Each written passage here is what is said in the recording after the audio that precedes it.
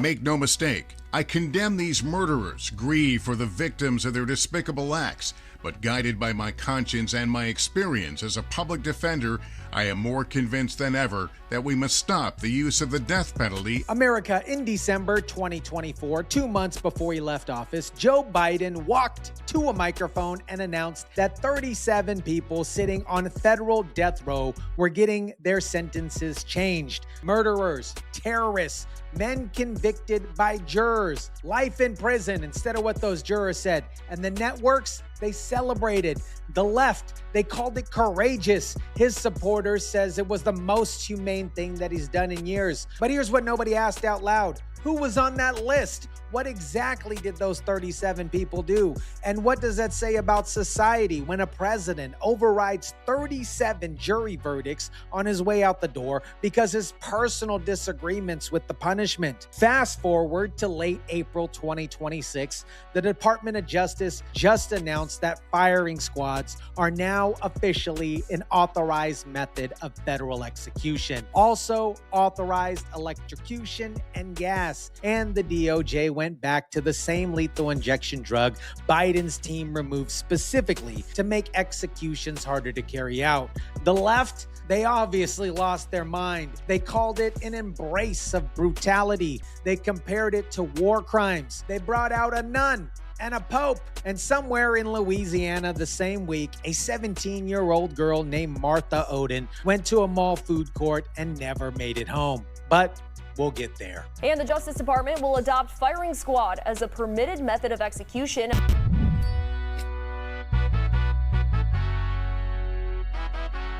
What is up, guys? TYSON DELACRUZ here. Thank you so much for rocking with me. I want you to understand exactly what Biden did before we talk about what Trump is reversing. Because the news coverage of Biden's announcement spent a lot of time in his words and very little time on the names. He commuted 37 of 40 people sitting in federal death row. He left 3 alone: the Tree of Life synagogue shooter, the Mother Emanuel church shooter, and the Boston Marathon bomber. Those 3 were so indefensible that even Biden couldn't find a rationale. But the other 37 got Christmas presents. And one of them has a name that Biden never said once during his entire announcement. Among those whose sentence was commuted, Kabani Savage, a drug dealer involved in organized crime, convicted of murdering 12 people, 4 of them children, during a firebombing incident at a house of a federal witness. We are sacrificing the safety and security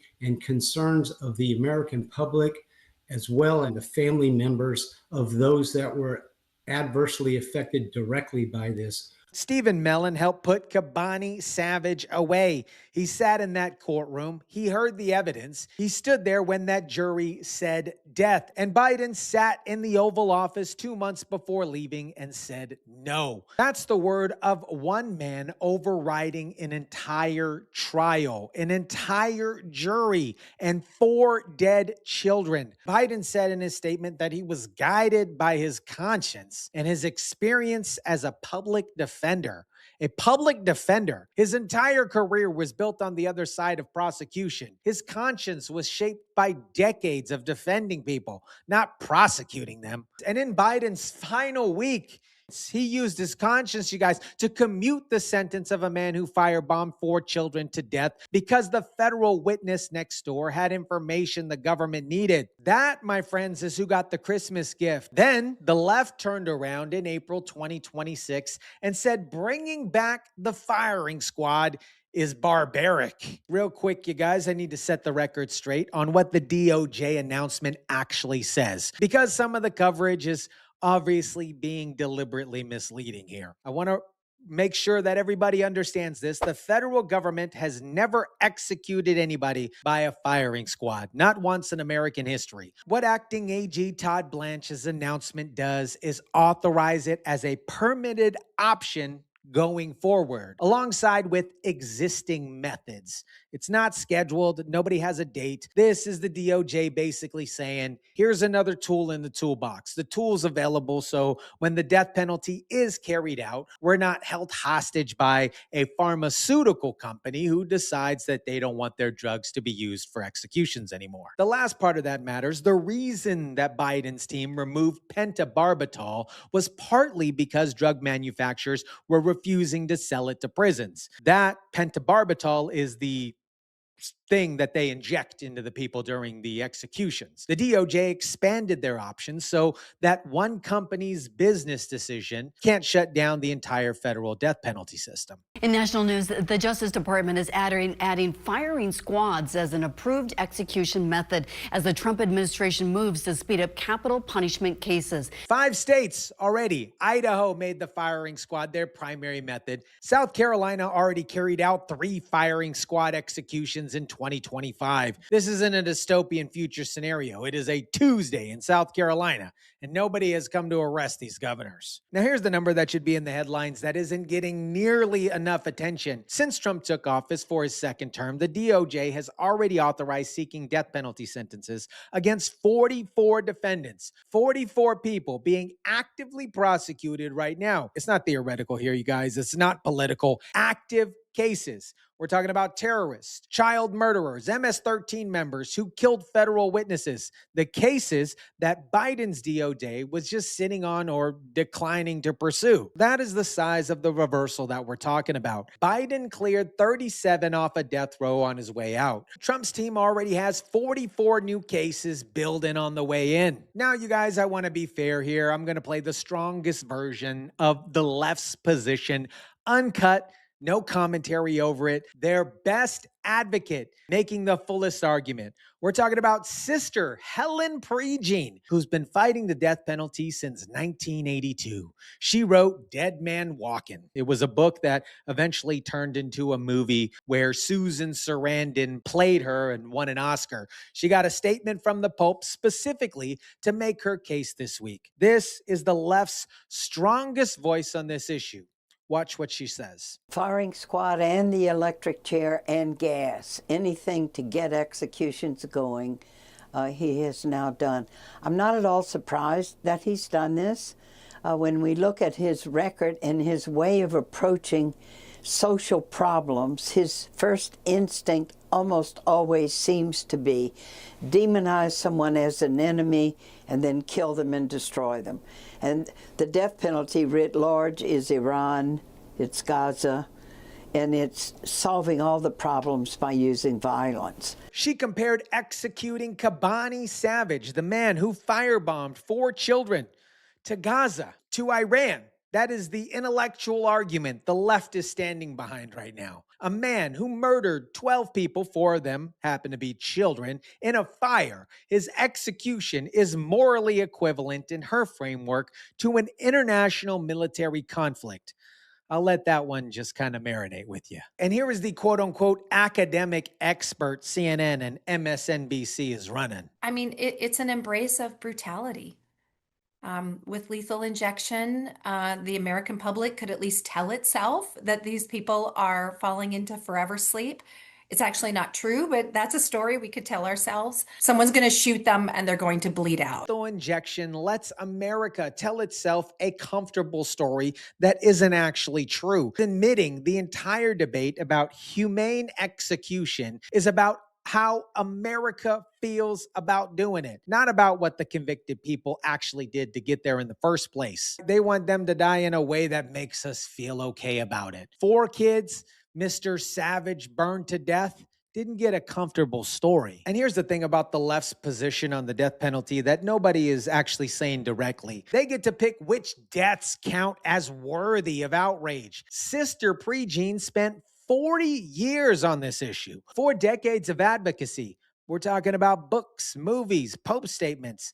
And the people, you guys, the people that she's decided to dedicate her life to and protect include a man who murdered 12 people, including 4 children in a fire. Also learning his sentence is being commuted today, Billy Allen, sentenced to death at 19 for the murder of an armed security guard in Missouri. He has always maintained his innocence. We spoke to Allen today by telephone from prison. Honestly, it shocked me.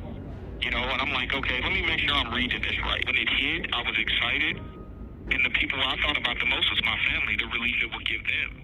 He got a sympathetic camera reaction in a phone interview. His family got described as relieved. The armed security guard that he was convicted of killing at 19 has a family too. Nobody called them for their reaction. Nobody described their relief and grief. That is not an accident, my friends, and you guys know this. It is a choice about whose story gets humanized here. The left has been running this playbook over and over again for 40 plus years. Give a convicted person a face, a mother, a story. Keep the victim in the abstract. Call the punishment barbaric and never call the crime barbaric with the same energy. And the results of that playbook applied not at the federal level, but in state courts and juvenile courts all over America is a 17-year-old with an extensive criminal history walking into a food court in Baton Rouge on a Thursday afternoon in April 2026. Martha Odom was 17. She was a senior. She loved writing and dancing. She performed in the Nutcracker. And on Thursday,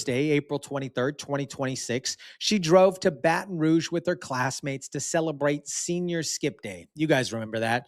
Skip school in senior year. She was in the food court in the Mall of Louisiana. She didn't make it home. Baton Rouge Police Chief TJ Moore says the suspect, 17-year-old Markel Lee, faces 1 count of first-degree murder, 5 counts of attempted first-degree murder, and 1 count of illegal use of a weapon. While several leaders at today's press conference said yesterday's shooting was potentially gang-related, the chief stopped short of labeling it as a gang shooting. The Nutcracker. She danced in the Nutcracker. And Police Chief Morris confirmed that Markel Lee, the 17-year-old arrested the next day, had an extensive criminal history with the juvenile court system. Not one incident here. Not his first mistake. An extensive history. The system saw him coming, and the system just kept handing him back. But here's the detail about Markel Lee that every outlet is putting at the bottom of the story when it should be actually at the top. Don't bring a gun around me. I don't like guns. Just 2 years ago, If I can't talk to nobody, I hop on the beat and vent to you. you met Markel Lee, a 15-year-old in Baton Rouge who shared his song decrying gun violence. Just making my people smile when they hear my music. You don't always gotta go shoot somebody. At 15, apparently he was a success story. He was proof the compassionate approach works. He recorded a song about hating guns. He told other kids not to shoot people. The program held him up as an example to the community. 2 years later, at 17, surveillance footage allegedly shows him running towards the men's bathroom in a mall while aiming a weapon at the center of the food court. The program didn't fail because nobody cared. The program failed because every point between that video and that food court, there were no real consequences waiting for him if he made another choice. The governor of Louisiana stood at a press conference after Martha Odom's death and said something that every single person who calls the death penalty barbaric absolutely needs to hear. People say, we cannot arrest our way out of this problem, and they are right. But we can sentence our way out of this problem. So let me be clear. Judges who continuously release violent offenders back on our streets, who fail to use the full authority of their office to protect the public, are going to be held accountable. When judges refuse to enforce boundaries or consequences, they're not rehabilitating anyone. What they're doing is abandoning young people until a tragedy like this becomes inevitable. And you know what? That's not justice. That's negligence. That's masquerading around as mercy. Masquerading as mercy. That is the entire death penalty debate in 3 words. Biden commuting Kobani Savage, masquerading as mercy. Judges releasing Marco Lee over and over again, masquerading as mercy. Sister Prejean spending 40 years fighting for people who burned 4 kids to death, masquerading as mercy. The costume looks good, but Martha Odom's parking spot at school is full of flowers. Y'all see the juvenile violence that goes on again and again? And yet over the last 5 years before I became governor, or 8 years while I was attorney general, I watched nothing but hug-a-thug policies in this state. A watering down of our criminal justice system, not quite holding those accountable. Forgetting the victims rather than focusing on the criminal, like the criminal was innocent, even after proven guilty. This is the kind of violence that we end up with when we engage in those kinds of policies. And I'm asking the legislature to go back and look at the laws. In fact, people that go into common places and decide to engage in that kind of violence, we should put them away for life. I'm done with them. It doesn't matter how old they are. Somebody has failed. It's not the government's job to raise these people. It's common sense not to go into a public space with a gun and start shooting around blindly. We got 18,000 acres at Angola, and if it's up to me, I'd send them all there for the rest of their lives. And the left will call his response barbaric before the governor even finishes the sentence. They call every consequence barbaric. For 8 years, and Marco Lee, he was just taking notes. America, here's the thing the left will never say, and the DOJ's announcement forces them to confront. The average time between a death sentence and an execution in the federal system is 17 years. 17 years. It's not an announcement. It came out the same week's coverage. The Trump DOJ is also drafting legislation specifically to cut that number down. Because for 17 years, appeals pile up, lawyers file motions, and the family of every victim sits through a decade-long process waiting for accountability that keeps getting delayed. Biden used those 17 years of delays to argue the death penalty doesn't work as a deterrent. But the DOJ's response is absolutely simple. It doesn't deter anyone if it actually doesn't happen. Kobani Savage murdered 12 people and got a Christmas gift. Marco Lee had an anti-violence rap song and an extensive juvenile record. And Martha Odom never made it home from her senior skip day. The left calls consequences barbaric right up until the consequences fall on somebody that they care about. The people who called firing squads barbaric this week have not described what Kobani Savage did to those 4 children with any type of that same energy. Follow the compassion and you'll find out who it's actually for. Let me know what you think about this. Drop it down in the comment section down below. Smash the like button if you kindly would. Share, subscribe, and as always, guys, I'll catch you on the next one.